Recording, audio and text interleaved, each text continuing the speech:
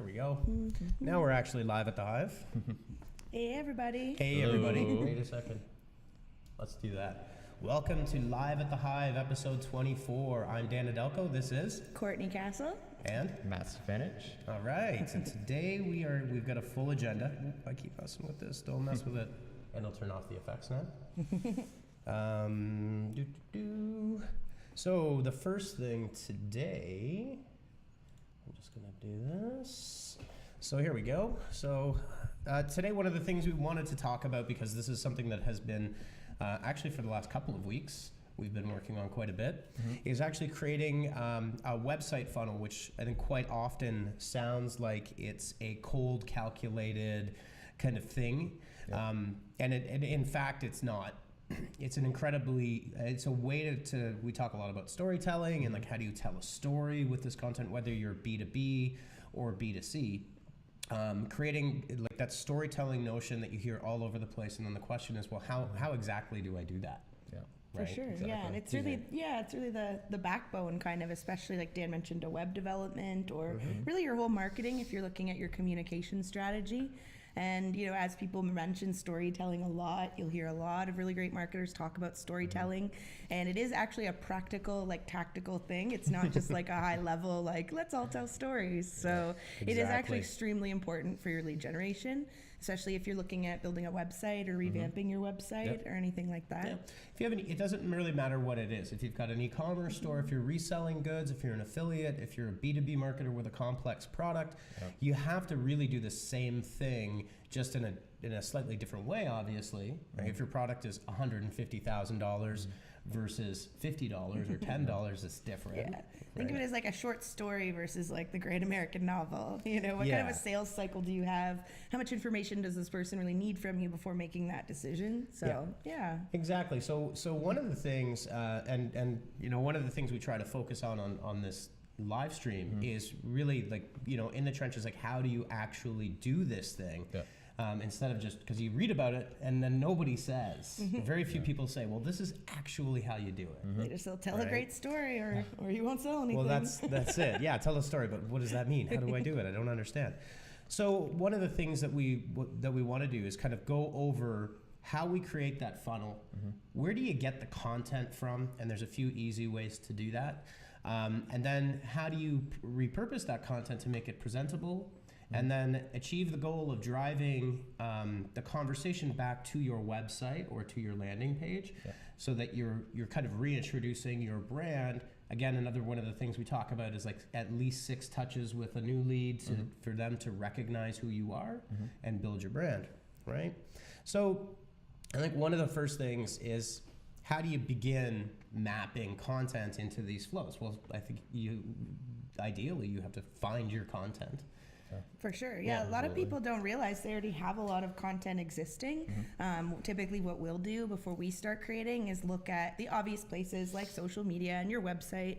But the sales team is also, and sales assets are often overlooked. And they're actually usually really great tools that could be repurposed for marketing and front-facing materials as well. So a lot of the times our clients will come to us and be like, I don't got anything. I don't have a blog. I don't have anything. And they actually do have a lot more, and they're just not really thinking about their internal documents as well.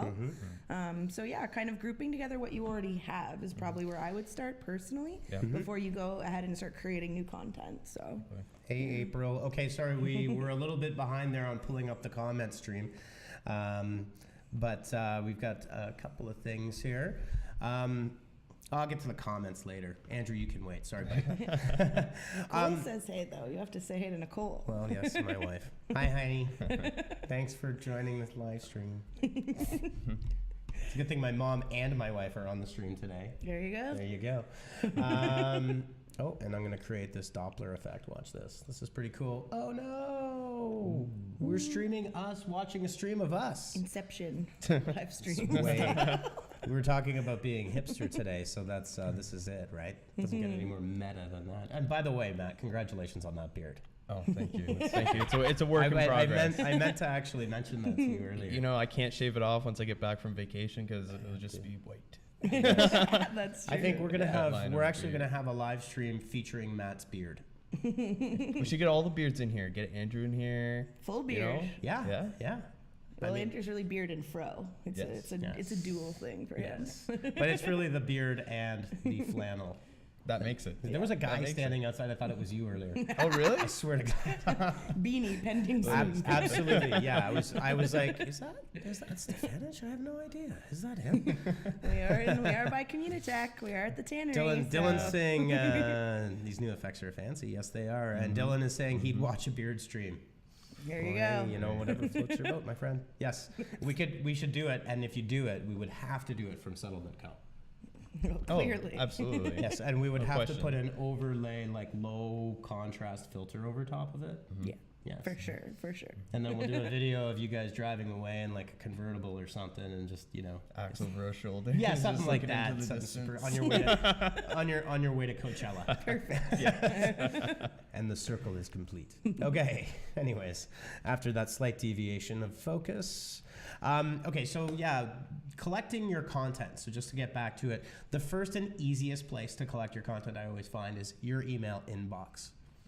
When you're explaining things to your partners or your colleagues or whomever, quite often people are writing out tons of content that you could just literally copy and paste and turn it into either a product explainer, sometimes it's a script for a video, attachments that people send you within your organization. Those are all, and again, to Courtney's point, it's true. People say they don't create content, but you are all content creators in 2018. There is no such thing as someone that doesn't create content, right? If someone asks you a question about your product and you have to give them, an answer, perhaps it's a couple paragraphs long, like that is content.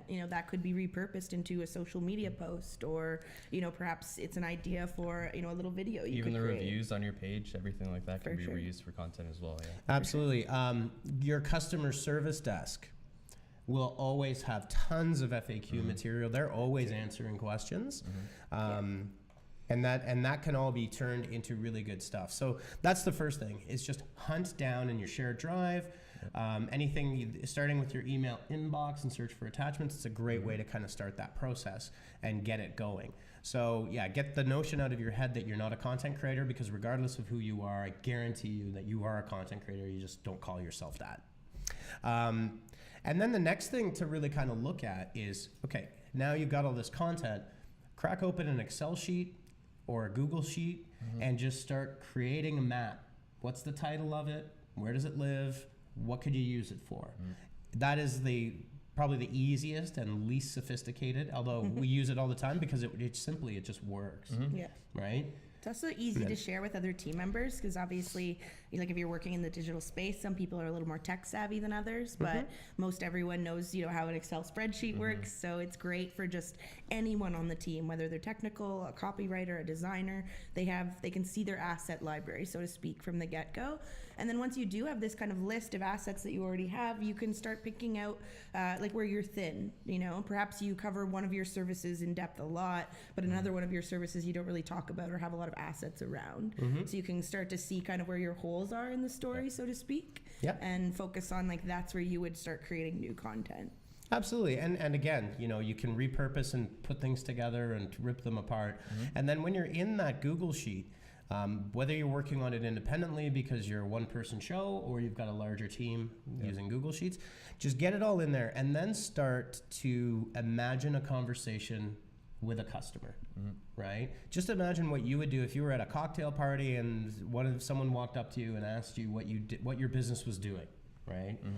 And then how would you approach explaining your product or your service, and then really try to walk through that narrative. And then you can use that same spreadsheet to do that. It's like a little script, right? Yep. And then what you can do is very simply start attaching your content to the areas of that normal, organic human conversation that you're having.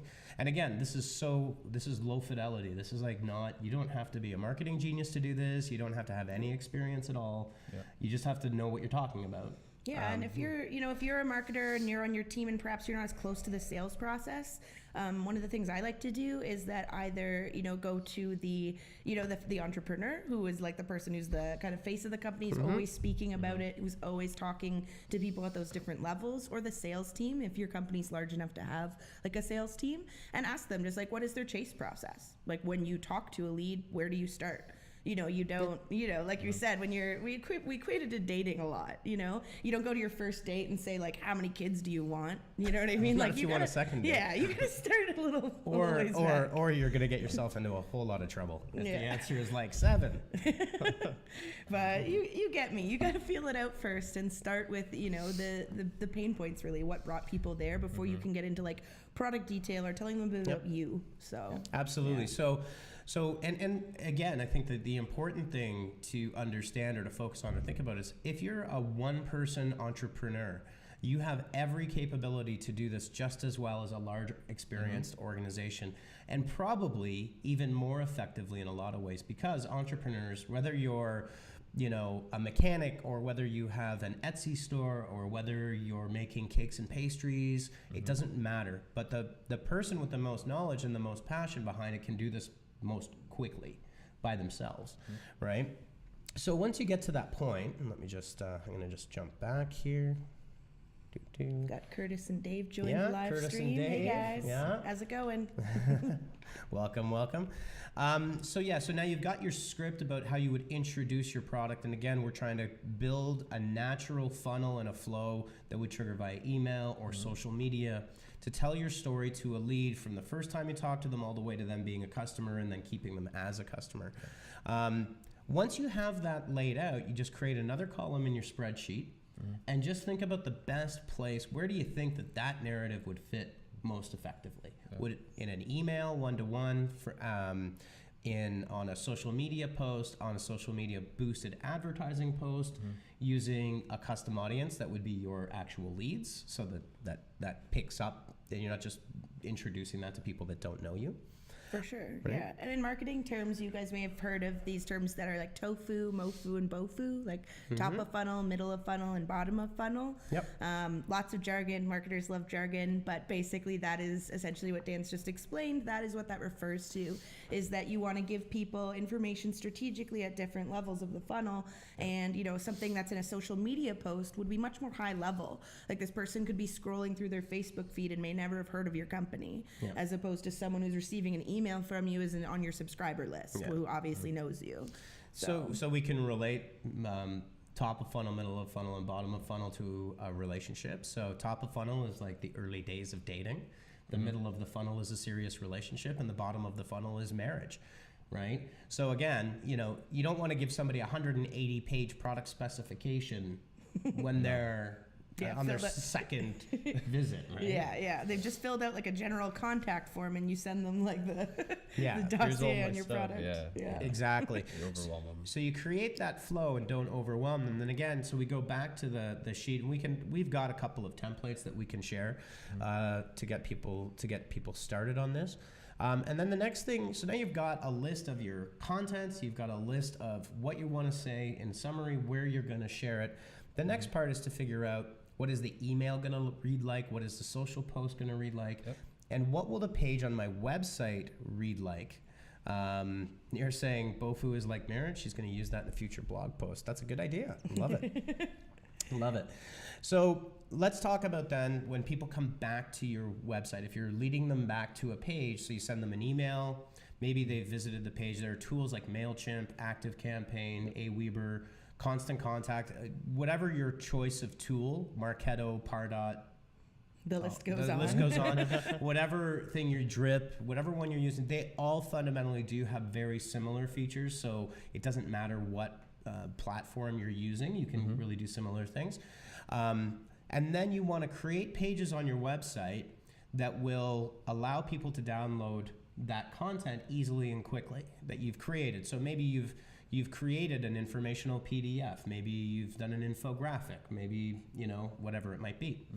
And the next thing you want to do is think about the almighty landing page. So we've got a couple of examples here that I kind of wanted to walk through quickly. And it's really about, if anybody in the marketing world is out there, you're familiar with HubSpot. HubSpot is probably more famous for their own marketing rather than even their product, to be honest with you. which is a capable product, but their marketing is actually really quite outstanding. Yeah, they really do set the bar as content marketers in the industry. Like, I've loved them since I started in marketing, and I still find their resources valuable. But yeah, if you haven't checked out HubSpot's content or resource library, please do. They love to give away templates, stock photos, you name it. It's really great, especially if you're kind of operating on a bit of a budget or if you're an all-in-one marketer. Yeah, well, I think one of the things that's really effective about HubSpot's content marketing strategy is they don't talk about their product ever, if you notice that. They talk about the why. They talk about what you're going to do with it, because the tool itself is not as important as, like, what you're doing is not as important as why you're doing it, right? Well, they're speaking to marketers, so I think they've kind of gone with the strategy with the you get what they're doing. You know what I mean? They don't need to say, hey, and use HubSpot to do it. They're talking to marketers about marketing. They understand that the implication is that you would use HubSpot to do this. Exactly. So let's just look at a sample landing page here. Okay. And one of the things about the landing page is to keep the message on point with the email or the social media post that you're linking back to. Whether you use a registration form, or if you're sending somebody an email, you could create a variant where it's simply a download and you track the click. Or if you've got the capability, you can pre-fill and progressively profile with more information for that individual. I think the thing to keep in mind here is that this is where your storytelling comes into play. Right? So you don't want to just have a download it now and it just shoot into their downloads folder. You want to start that narrative there. Like, what are you trying to say? Why is this important? Right? So here we go. So this is just a bit of a wireframe, if you can see that there. The second block here down provides insight into the content, the why. Why would this be important for you? Right? And then give them, now the example here is by completing this workbook, but when you're finished reading this template, when you've watched this video tutorial, when you've, any of the above, there's really a lot of different assets, and people, there could be a checklist that you've made that's like an interactive PDF or, everything like that, really. It could be an industry report. That's also very popular in the B2B space, especially. So. And you can repurpose things like Statista and certain syllabuses and things from Gartner research that your audience would find interesting, whatever that might be. And again, so give a real clear reason why this download would be useful. Then give them a little bit of a preview. What's the biggest takeaway, or what's the nugget that's going to be in there? Answer their questions in case. So again, this is creating that and maintaining that narrative, because it's a lot easier in a lot of ways to just say, well, here it is, off you go. But again, our goal is, how do we elicit storytelling and how do we actually do it? Yeah, and these sections kind of naturally progress, like they're not randomly chosen which block comes first. Obviously, the above the fold section, or the part that's first visible without scrolling, is called above the fold. Obviously, the most important, that's where you want people to say, like, so what? That's where you want that question answered. Like, why do I care? A lot of the times people, because they're so close to their product and their company, they make a lot of assumptions about people and the level of knowledge they have before they land on this page. Like I said, they could only be like barely familiar with what you do. They could have been forwarded an email from someone. So you're not quite sure how they got there, or if you are, consider that when you're crafting the messaging as well. Yeah, so here's another example with the world's largest mouse cursor from Balsamic. Which I always love, because it's like, here's the gigantic pointer that you can't miss. So again, this is a different type of a page. This is what we would call a squeeze page that clicks through to another location, which is also another valid way of doing this. But again, you have a very similar layout here. You want to match the topic of what the user clicked on, support a secondary headline, keep your narrative happening down here. And again, this could be your portfolio of work, or 10 ways to, I don't know, if you're in bakery, if you own a bakery, 10 amazing pastries and cakes for a kid's birthday party who's turning 10 and under, something like that. For sure, yeah. It doesn't always have to be promotional. I think a lot of people, when they think a landing page or a destination page, they think very promotional. It can be educational, and probably should be. Yes. So they get value from it, right? They're giving you something. They're giving you their email or whatever it may be. So you can't just be like, the promise of, like, my favorite line is like, with all like information and tips, and it's just like, great, but yeah. Well, and giving your leads something with no expectation of return is something that people really warm up to very quickly. So it's okay to turn off the promo. It's okay to tampen it down a bit and provide something to them, because that will incite them to want to come back more, right? And when and how. So the other one point about this that I think is really important is, like, literally all you need are a couple of sheets of paper. Like, this might seem fancy to some that don't have experience using it. But that doesn't mean you can't just crack open a ream of paper with a pencil and start to sketch and start to create your messaging, and do that before you start building, right? Because if you don't know what you're going to say, you'll be sitting there forever. And you're going to get worried about the type of blue it is, or how much padding is around it, or, ooh, maybe I don't like that image. But it's all kind of pointless because you haven't said anything yet. Right? Yeah, and also if you're not planning out your content before you get to like execution, you'll probably be lacking in strategy too. And that's where people kind of get into that canned kind of language where they're like, God, well, I need like a block to go here, so let's just put like, you'll love this guide and you'll be making lots of money after you read it, or something really generic. You should be thinking of like, who is this landing page specifically for, and what are their pain points? And like, as Dan was scrolling through the page, you guys saw there's a section about like questions and things like that. And that's like naturally in the sales cycle, if you're marketing to a particular person, like what would their questions be? They're like, yeah, but like, how much does this cost? Yes. Yeah, but how easy is this to implement? Like questions like that, not just general, like, who is your company, depending on the purpose of the page. But Well, and again, if I had a bakery, for example, or if I was, let's use a bakery example. If I had a bakery and someone that was in my contact database sent me an email because we sent out a recipe or something, and I just answered their question because I know nothing about baking really. Although I worked at muffins like way too long ago, 30 years ago. I was a muffin maker. Yeah, that's what it was called. Is it not around anymore? I don't think so, but it was at like hilarious. 3 M's. It was called Muffins. It was great. I don't know. It was a franchise. Franchise name, or does Dan have a stutter? I wasn't sure. Anyway. Andrew Hassan says hello from California. Well, hello, Andrew. Hey. Thanks for joining. And well, it's warmer there than it is here still. It has to be. It has to be. Okay, so you've got. So sorry, just to go back to the bakery analogy, is if one of my leads or customers says, I tried to bake this cake and I didn't, it didn't turn out the way I wanted to, and I could just shoot back an answer with their solution, there's no expectation of a sale there, but I can guarantee you that individual will probably come back to you because you've helped them with no expectation of reward. Absolutely, yeah. It's the small things that go the distance, to be honest. And if you're just putting information on your landing page that isn't genuine or doesn't help a customer, then it's no good. Exactly. It's not worth the time. No.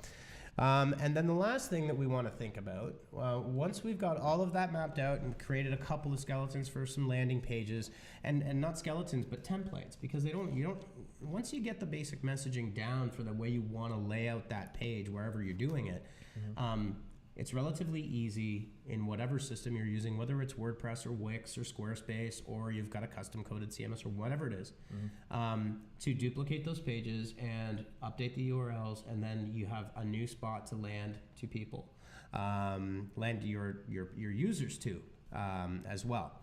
So the last thing to think about is what would trigger, like when do you want, and we already said like where would you want to say it, but when would you want to say it, right? So for example, if you have customers in your e-commerce database that are plus 45 days without a purchase, or plus some X period of time without a purchase, you may want to, just say, hey, hope you're doing well. Thanks for your purchase. Here's a 15% discount code. I hope to see you soon. Or, you can ask any myriad of questions in doing that. And then that's where the final mapping takes place, and that's the automation, which is, when do you want to say it in that life cycle, in that flow, right? And using that little 4-step process right here, you are storytelling, right? And that's hopefully useful for all of you out there, because again, it's something I read, probably like 5 different articles this week that I ran into that talked about the importance of storytelling. And not a single one of them actually said how anybody can realistically do that. So... Yeah, and I think in this, I think everyone understands, everyone gets that it's important. I just think it gets overlooked sometimes because obviously, marketing is very, deliverable driven, very fast paced. But if you're going to, overlook strategy for the sake of getting something out the door, then, you really need to consider what you're doing and where your priorities are.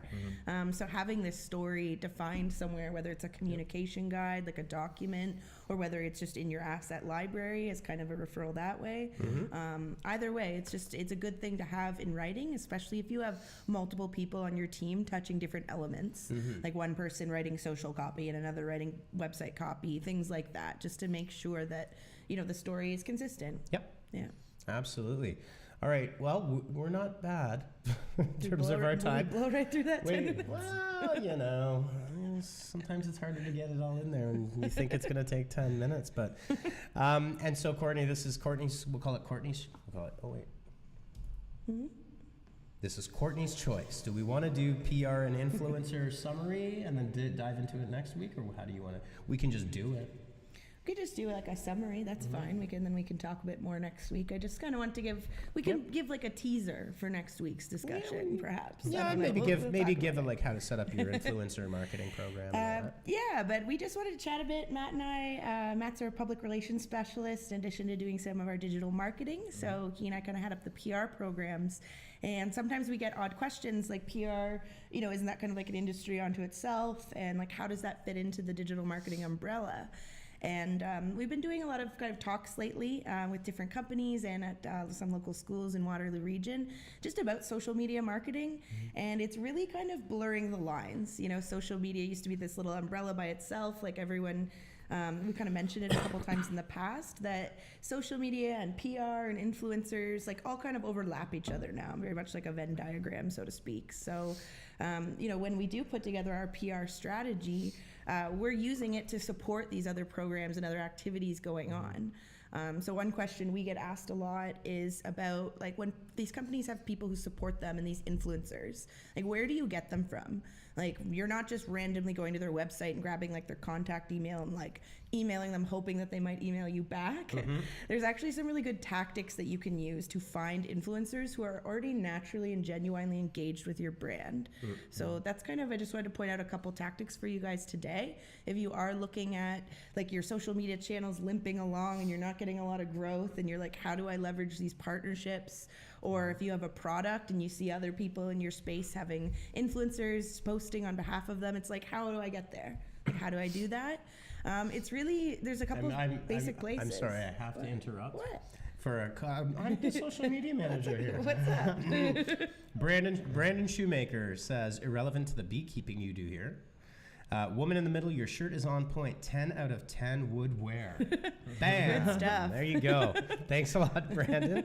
That's the best comment I think we've ever had. The fashion moment here on Live at the Hive. We aren't technically beekeepers. We have friends that are beekeepers. Susan? She is a beekeeper. She is a beekeeper. Legit. Yeah, but anyways. Sponsor her. Please. Hive. Proceed to your destination.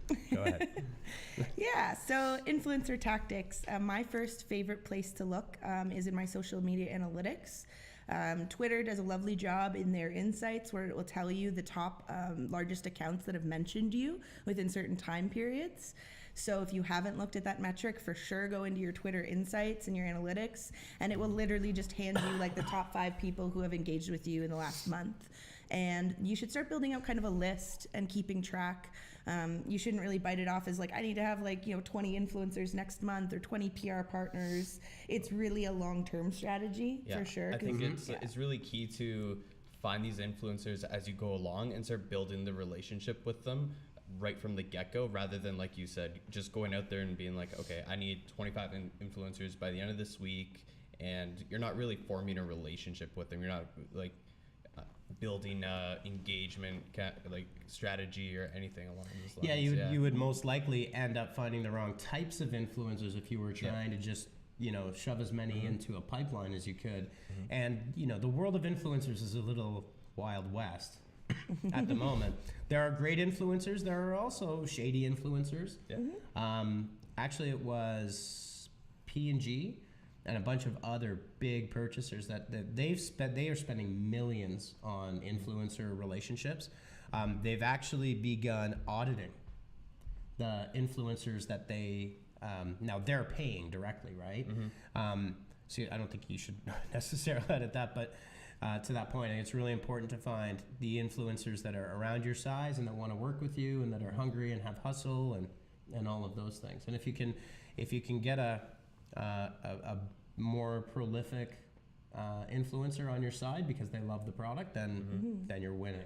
It's good. Like, it's not necessarily like Dan's point's not like bigger is better necessarily. There's actually a lot of stats that have come out like this past year that are just about how mid-level influencers are actually a bit more, just because it's like it's more their business. Like when you're a celebrity, like that's your, your social presence is part of what you do, but you're not actually an influencer, so to speak. Yeah. Like some people are, like their full-time job is being a social media influencer. They're engaged. They're part of what are called pods, like sharing pods with other similar accounts, things like that. So definitely consider that when you're looking. And to Matt's point, don't ask them, like come to ask them and start the relationship right when you need a favor.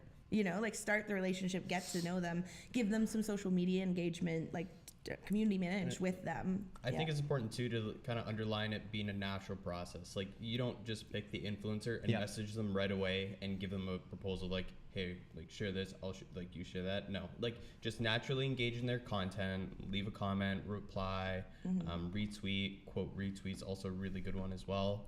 And just naturally building it. Well, and one thing that, and we talked a little bit about this, I think it was last week with the Snoop Dogg stuff, right? And that was literally just a random outreach. Always start with a thoughtful, I think it's important. So if they have a live video, for example, and it's 5 minutes long, try to find something that's, hey, I really love the last live video you were doing at 4 minutes. That joke you cracked was really funny, or that whatever you did was really great. And what that does is it makes the person you're contacting, it starts off on the right foot because you're watching their stuff, which to anybody that is, whether they're in television and they have a strong social media influence or they started in social, it's all the same thing. They're content creators. They're working hard to create content. And if you show a genuine appreciation, if it's Joe Rogan, or use somebody that has an hour-long show or podcast, get something specifically in there, do your research and watch their stuff. I hope you're watching their stuff if you're wanting to partner with them. But that starts a conversation off on an amazing first step. If they sell an ebook, buy the ebook for $10, right? Buy their product, that kind of thing. For sure. And definitely consider it a longer term strategy.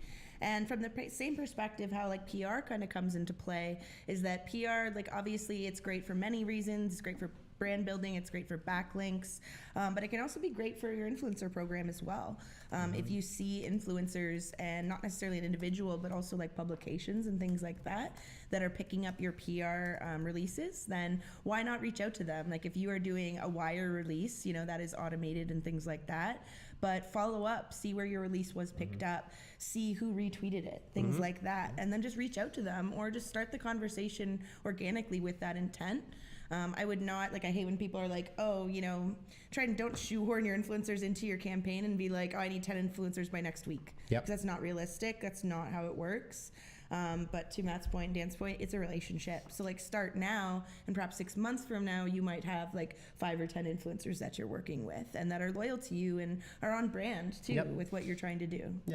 So I think one of the questions that came to mind when I saw that topic, because I know this is kind of in your guys' wheelhouse, but what are the KPIs that you're going to use to measure? What does success look like? What does it mean?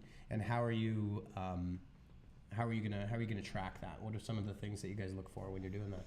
Yeah, so with influencers, I think particularly a lot of the times influencers try to sell themselves in similar to how traditional marketing is sold, with impressions and things like that. Impressions are great, reach and having large audience numbers are great, but really as a marketer, it's the engagement that I'm looking at. So if an influencer I'm working with is just sending me oh, I made a post for you and it got 10,000 views, that's great, but how many people engaged with the post? How many people clicked through on the link that you were promoting and the actual end result? So I would definitely be using things like tracking links to watch that kind of thing, looking in your Google Analytics at your site traffic, that kind of thing. And I think when you're first finding these influencers too, people tend to go for the big ones. And like you said, yeah, you do get lots of impressions for sure. Yep. But it's the medium influencers who generate the clicks, generate like the... Yep.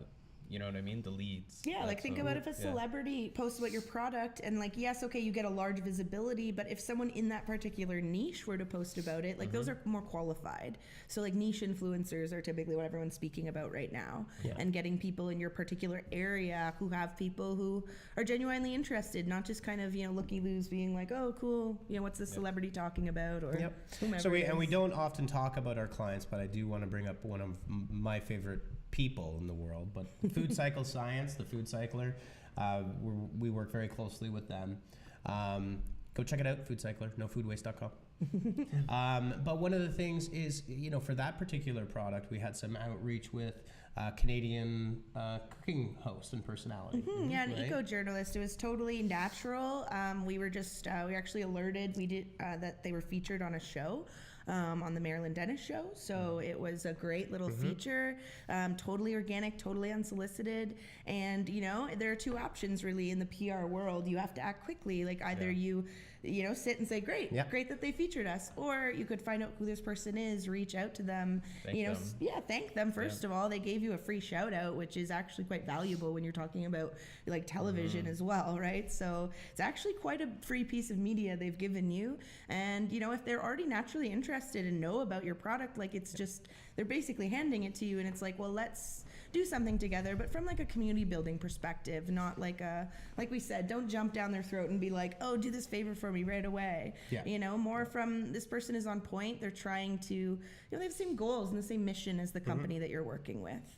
But, And I think just one of the things, I don't know if we're done on this topic, but we can certainly do a deeper dive into it. But I think one of the things that's important too is to be very holistic about integrating your influencer and PR. I think the misconception is that PR is you're throwing some stuff on the wire and calling it a day. That might have been back in the day. It was like a wire release. Not that a wire release isn't valuable. We still do them for sure. No, absolutely. Yeah. But I think that's where the bridge between PR and digital marketing is that it's that key relationship building where it's going to take your message to the next step. Right? Yeah. And like I said, one of the best PR guys that I ever had the pleasure of working with, his name is Christopher Ian Bennett III. The third. Is still a great friend of mine. Like literally, he had a personal Rolodex, like the old-fashioned kind. Even then, that was like, what are you doing? But it was all of the. He is an incredible relationship builder.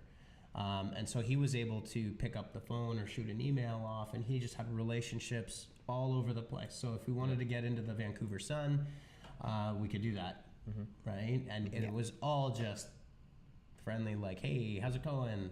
And that's still a big part of it, even though the channels are evolving. Yeah, I'm a huge advocate of it. I find that like networking goes hand in hand with PR, and it's the exact same thing. If you are putting time and effort into it and you're expecting a result, like a payout next week, like that's the wrong attitude. It's a long-term strategy and it can be used really successfully.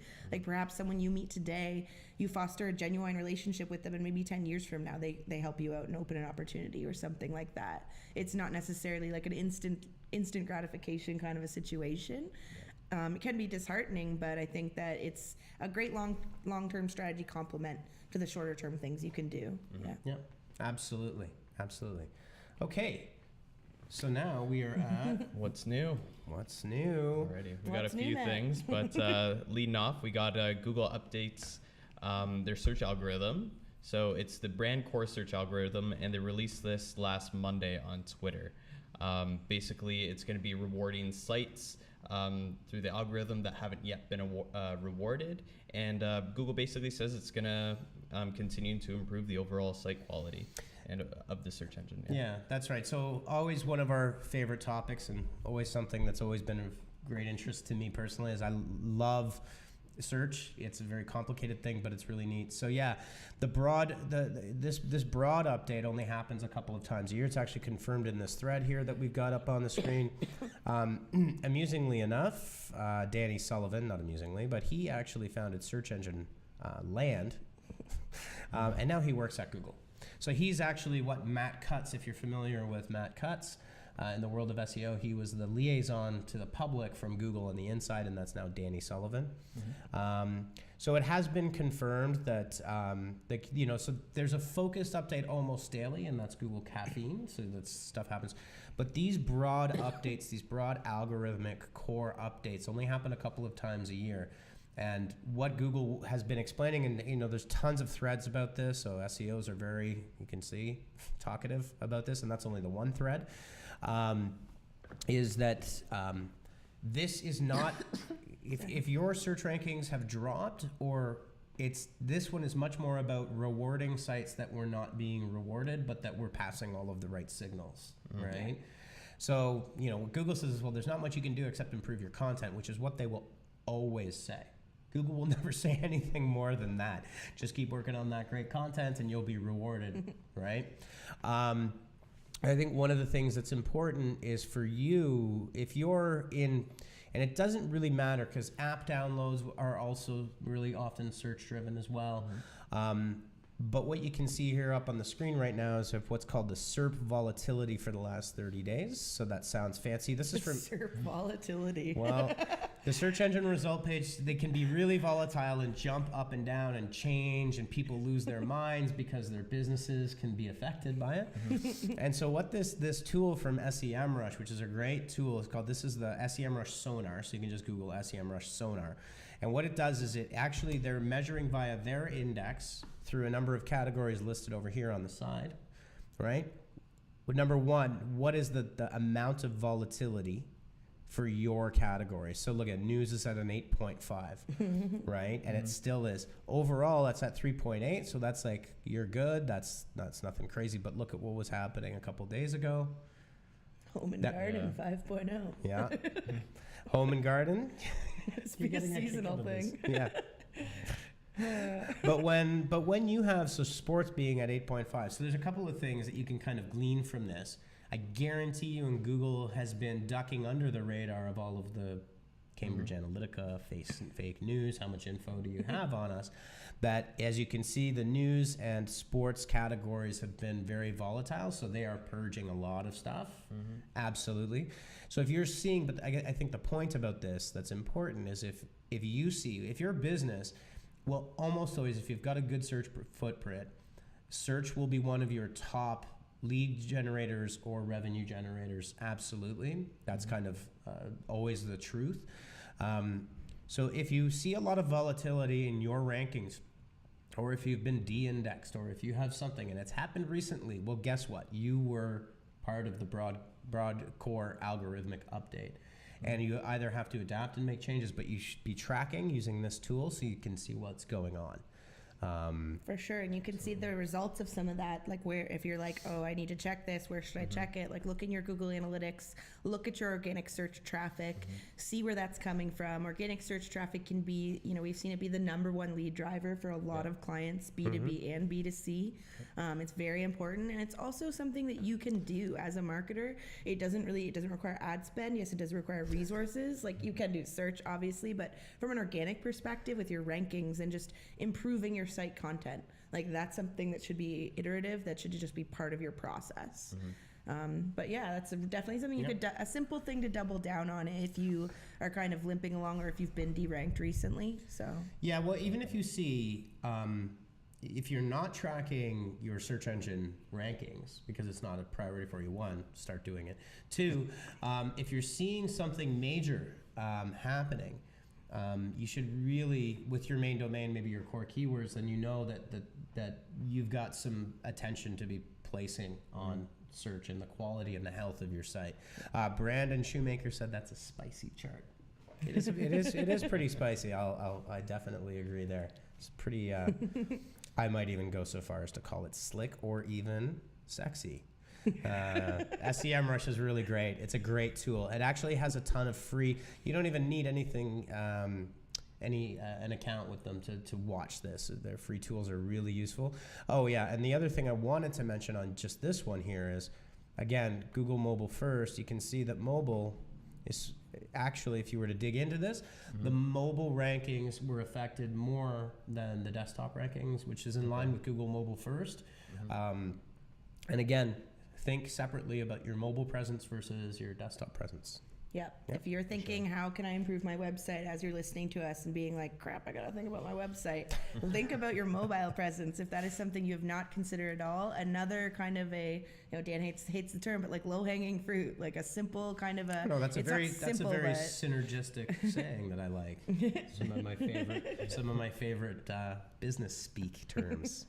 But yes, definitely consider your mobile experience. Just check out your website on your phone. See what it looks like. Yeah, and I certainly hope that regardless of what you do for a living, that in 2018 you are not thinking, oh crap, I have to update my website. That's really not the way you should be thinking of the world, and I hope that that you do care about the words and things that are up on your website. Cool. So next up, people are starting to tone down on targeting people through third-party services, and they're actually using their own customer data, which has proven to be more effective. Yeah, so this one leads right back to good old all of the Cambridge Analytica issues, that a lot of that data, Facebook was matching up your data with third-party data. That's how they were able to say, what's your average salary, so they can go to mortgage brokers and find out actually how much your home is worth, and they get that accurate data. So all of that stuff is the stuff that is being hammered down pretty hard. But the one thing that isn't, because it's your data, and that they're probably going to add additional checks and balances to ensure that nobody's putting in other data and those, but it's your custom audiences, and we talk a lot about the custom audience building and remarketing groups and tailored audiences, whatever the brand Yeah, they've is. said they're actually just going to implement like a similar to like the Cassell check, that if you've ever, like in your email platform, if you've ever uploaded a new list, like a CSV file, and it makes you check those boxes that are like, where did you get these from? Is this legit? Sign your name to this. Apparently I've heard that that's going to be similar to custom audiences, which just kind of makes sense. Yeah. So that if you are uploading a list of people that are your contacts, like where did you get them from? So Right, and this reinforces our kind of mantra that you should always be building new leads and remarketing to those leads, developing those relationships. And then really, the process is, don't go, like I said, unless you're Heineken or Nike or, someone major with a huge Expedia with a massive advertising budget. Do not try to play in the big leagues with audience targeting. It often will blow your budget. You should be more targeted rather than less. And then in this workflow that I've got up on the screen here, I don't know if it's easy to see or not, but I'll just zoom a bit so it gets a little easier.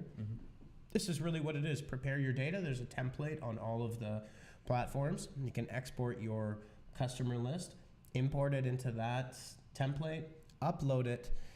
Facebook, Google, Twitter will all match the data. They will give you a percentage that they've been successful. It usually takes a day or two, depending on the size of the list. And then your custom audience is created, and then the original data file is deleted. And I'm pretty sure that Facebook is now doing that. I'm not questioning whether they ever did, but some people do question that. Are they including lookalike audiences in this when they're speaking about your own, or is it specifically just custom audiences? Well, this particular article is more generic and not Facebook focused, but yeah, in your lookalike audience is actually the next smart step to move out, right? I just wonder whether that would be considered, you know what I mean, like third party, so to speak, whether just because it's a mimic, it's a lookalike of, you upload your client list and then you ask Facebook, for example, to find other people similar to this. So I don't know whether that would, is that a gray area, whether that would count as a client list, because technically they are not your customers, they're not your subscribers, but they're similar to them. So we've got John Tyler just asking a question. How come you guys don't live stream on YouTube? Well, we are right now. We're on Periscope. We're actually using a tool called Restream.io, which gives us a GeekSpeak, our custom RTMP server that we can then... What? I moved back. Courtney just got punched in the face with a tech term. Whoa. RTMP is the format for a live stream, no matter where in the world you are. Anyways, it allows us to get around this Facebook. Facebook Live is just one of the channels, but we do go to YouTube, 2 channels on Periscope. We haven't gone live on Twitch. I just don't know that it's necessarily the right place, but I know that we've got an article that maybe it would be the right place. Maybe we'll have like a gaming episode. We'll have Andrew and April and Dan game for an episode.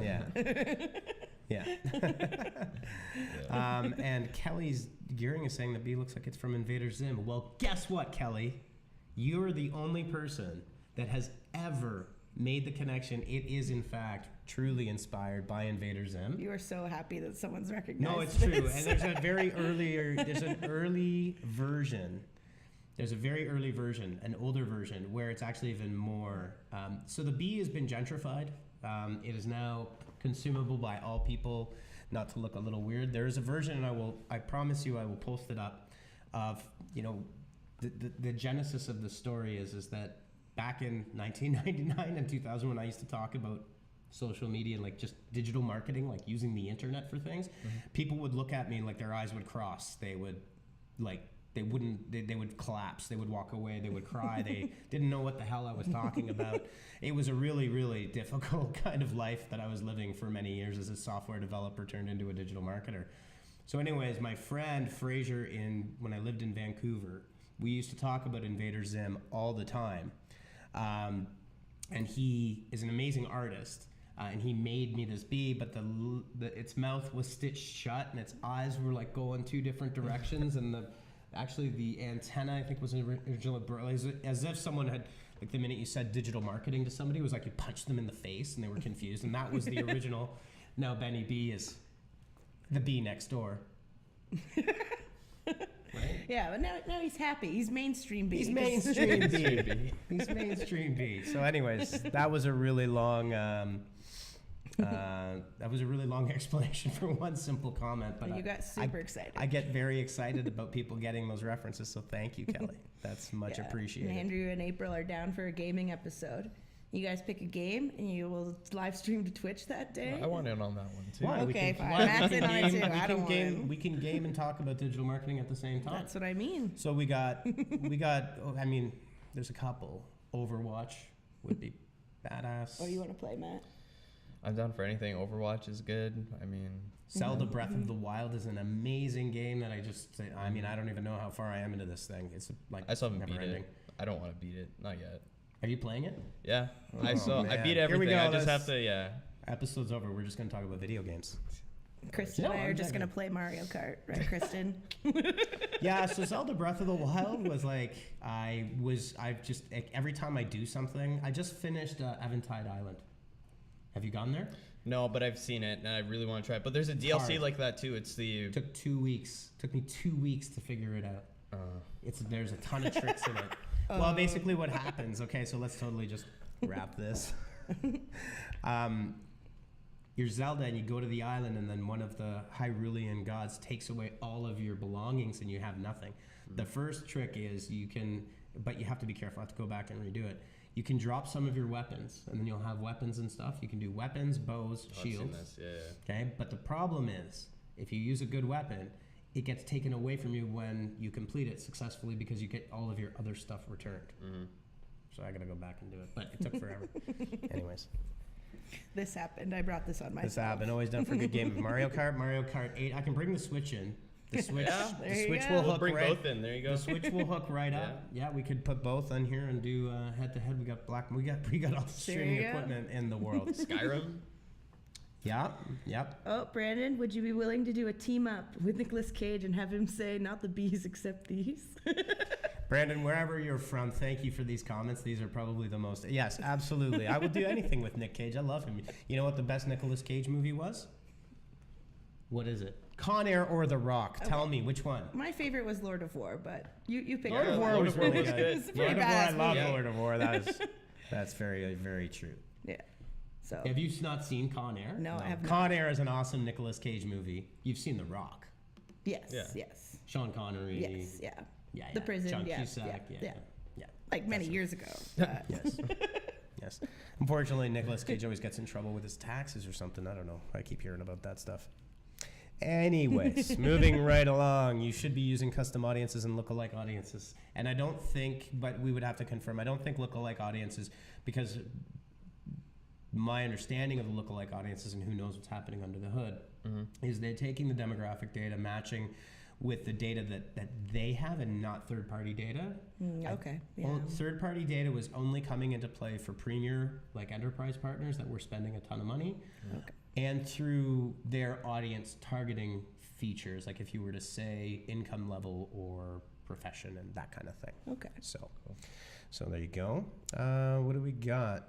Oh, next up. Next up is using Twitter to dominate search engine page results. So people are using top performing tweets and adding that to a carousel on Google, as you can see on the screen there. And people are to gain those. You can't necessarily put them up yourself. You have to rank them. So it's your top performing tweets. And another great way I was reading is someone during Hurricane Harvey put up a image of gas stations that are going to run out of gas, or which gas station has gas right now. And I guess CNN took that tweet, incorporated it into one of their articles, and boom, it just... So that is actually, I believe that guy was Gas Buddy. It's a bit further down. Yeah, it's further down here. Let me just scroll to it. So I think one of the things to keep in mind is, so yeah, you're correct. Yeah, Gas Buddy, Chris Silversmith. So Gas Buddy, by the way, is a great app if you've never used it. It tells you the gas prices wherever you are. So you can find the cheapest gas price, but they have coverage all over North America. Pretty amazing. A couple of things to keep in mind about this is you should initially, obviously, that carousel is like any other featured snippet on Google. So they come by lots of names. It's the knowledge graph, featured snippets, rich snippets, but this is an example. Twitter now has a most favored nation status with Google. And this was about a year ago that they introduced the carousel. To get your carousel, there's a couple of ways to do it. One, use the term that you want to show up with as either a hashtag or a term that you repeat frequently in your tweets. That's how you gain that authority. Also integrate other prominent tweets in yours, but you have to be consistent about it. And that's why people typically will have the carousel for their brand name. Right, but if you want to, I wouldn't call this manipulation at all. Actually, this is optimization. For sure. Yeah, and we actually get asked about rich snippets a lot, about people who don't usually have them, because they're like, how do I get that? My competitor has, not only do you get much more space in the actual search than just the traditional bar, but obviously there's more chances for people to link through for other things that are interesting, like to Matt's point, capitalize on trending topics and offer something that's educational beyond just like an about us page or something. They're really popular. If you want to learn more about them, rich snippets, there's a lot of people talking about them and writing about them right now. I think for social media it's interesting. Yeah, and you don't have to, so there's obviously technical areas around the open graph and rich snippets, and it's called schema. It's a schema. And it gets technical, but in the case of, for example, Twitter, you don't have any control over the delivery of that. That's Twitter talking to Google. It's how you use your content to take advantage of the fact that you know that feature exists and you know how to leverage it, right? Another good example of using, there's a bunch of ways that if you don't have an authoritative website, that you can use the prominence of third-party sites to take over search engine results pages. Another really good example is, so you've got your little website and you're trying to sell shoes and good luck, right? Well, if you've got something to say, you can go to medium.com and begin to blog and write consistently, long form, about your product, because you will inherit some amount of medium.com authority, right? So that will allow you to jump up in that search engine results page. Another way is obviously the Twitter carousel. Another one is to use a video sitemap, XML sitemap, and leverage YouTube, because Google obviously loves YouTube. And if you can strengthen up a few of your videos and your channel and do all the proper optimizations on the channel, you will rank where you would never have a possibility of ranking anywhere else.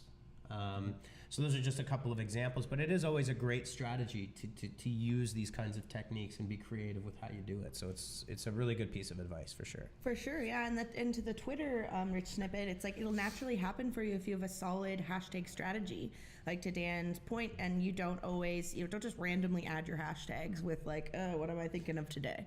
Yeah. You know, what's the random thing I'm using today? Hashtagging every word. Exactly, yeah. You should, in really doing it in that way, it should be strategic. Like you can have your branded hashtags, of course. Like we like to use Live at the Hive or Hive Life as well.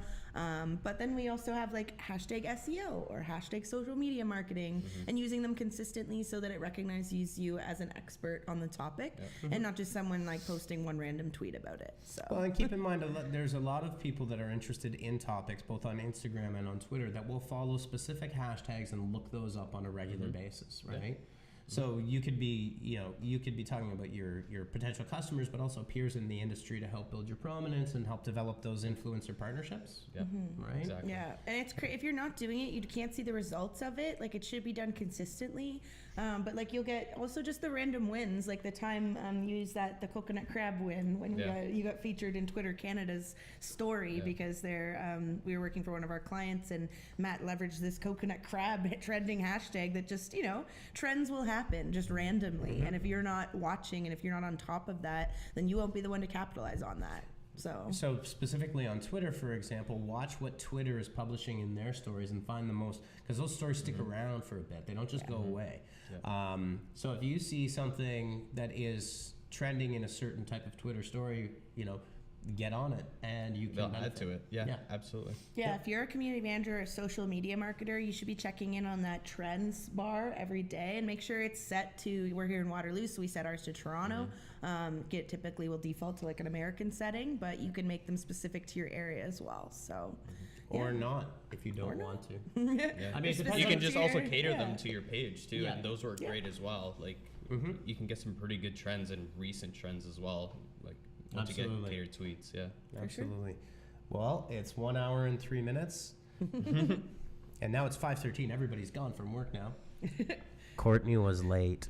I was laughing at Kelly and she says her favorite movie is National Treasure 2 when he became a national treasure. You know what? I think National Treasure 2 was a I thought it was a really good movie. I've never seen either National Treasure movies because I'm just like a hermit. Highly was good. It was good. They're both. It got me. Sucked me in. And you're right, Kelly. Nicolas Cage is a national treasure. We go to Matt's room. He has like a Nicolas Cage poster on his wall. On his ceiling, over his bed. What?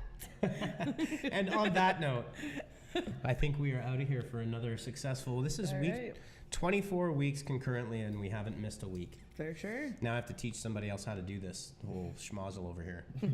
Taking applications for the Live at the Hive producer. There's a whole bunch of stuff going on. All right, everybody. Well, thanks for joining us. Have a great week, and we will see you next week. Yeah, have a good weekend. Thank you.